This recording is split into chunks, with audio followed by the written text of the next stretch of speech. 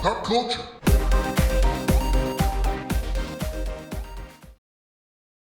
I know you mentioned Paul Mooney passing away. I didn't mention it, but I did put it in the Well, yeah. the show. Something to talk about. Like, he had some good comedy sets, and one thing I never, like, even when Kobe died, like, I'm not that guy, right? It's like, it's sucks, but No, I mean, I literally put it in here so that I could do a snippet that's like, we say goodbye to Paul Mooney, and then we get like 85 hits. Because that's what happened with Sean Connery. That's terrible. Like, Sean Connery was my dude. Paul Mooney was... I know. Because, like, I saw it, and I mostly remember Paul Mooney... I guess, like, I was really introduced to Paul Mooney probably with the Chappelle Show when he would do the Blackstradamus. Yeah. I don't look at... I never... It was a while ago. I stopped looking at him as a comedian because he's always been more of an activist. Mm-hmm.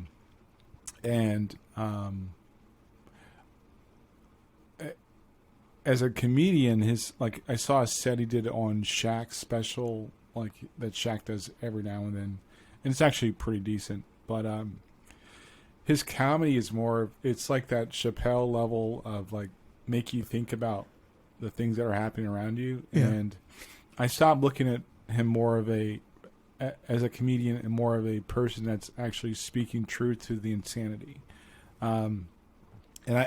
My loss for that is there's not a lot of voices that are, and I hate the word ally, like, there's not a lot of non-allies that are trying to speak honestly and that get a pass to speak some level of truth to the insanity that we have. And I think Dave Chappelle has a good, he's got that voice right. He's one of the few people that actually have that voice.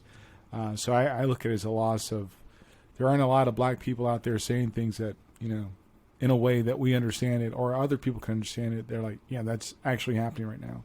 So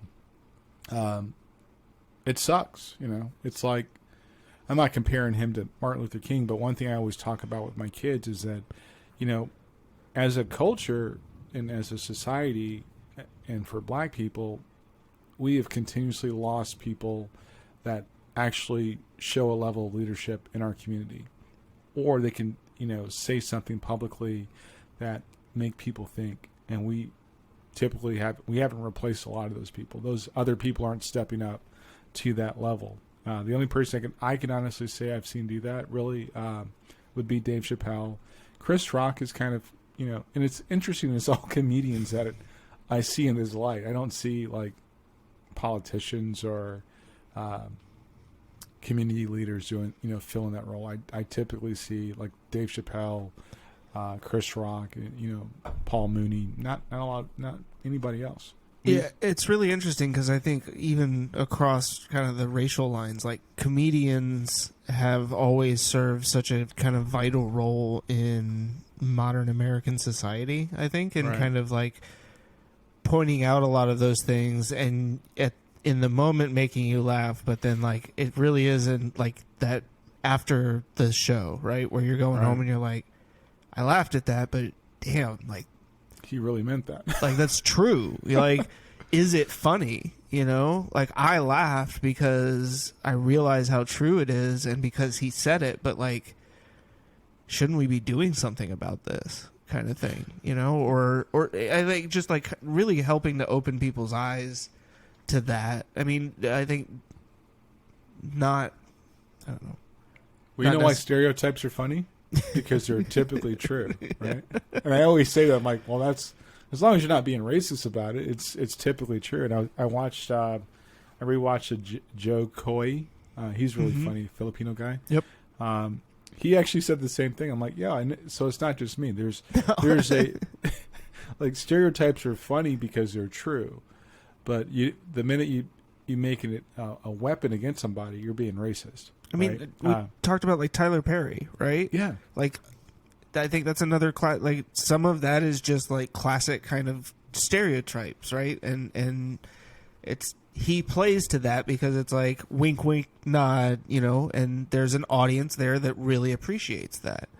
But a funny thing is, and I agree with what you're saying, but we talked about it when we talked about Black AF, right? Yeah, that was that was the lens he saw his community to, right. And I got in a fight with my mom at Christmas about Tyler Perry.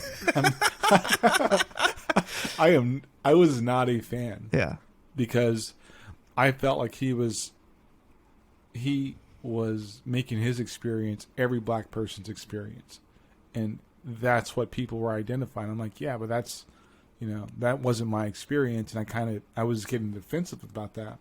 But when I actually watched that episode, actually prior to that, I saw about some of the work he was doing in Atlanta and helping people get jobs and starting, places where people can work, all those, and I was like softening up.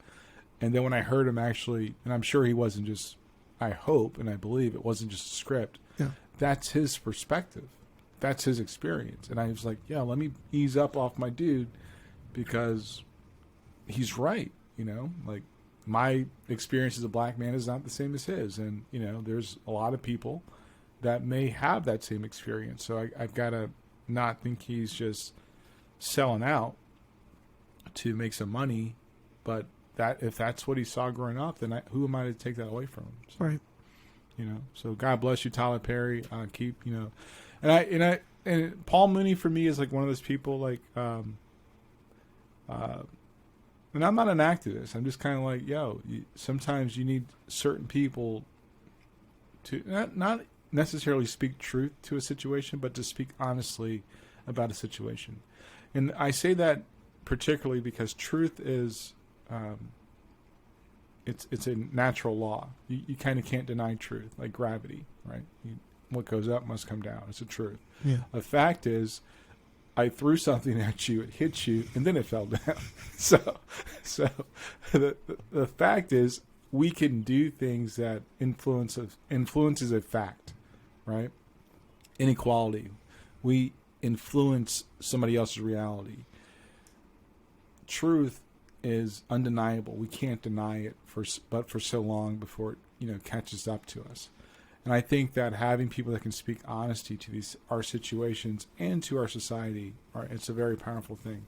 George Carlin, same way, very honest person. Yeah. Richard Pryor. There's a lot of comedians, and I watch a lot of comedy shows, and the further you go back in time, the more you see that being prevalent. Robin Williams, even though he had other problems, but a very honest person when it came to that, and brought humor to some of the ugliness of our society. So I do respect comedians a lot. Yeah. Yeah. To hear the rest, tune into this week's episode of The Chris and Andre Show.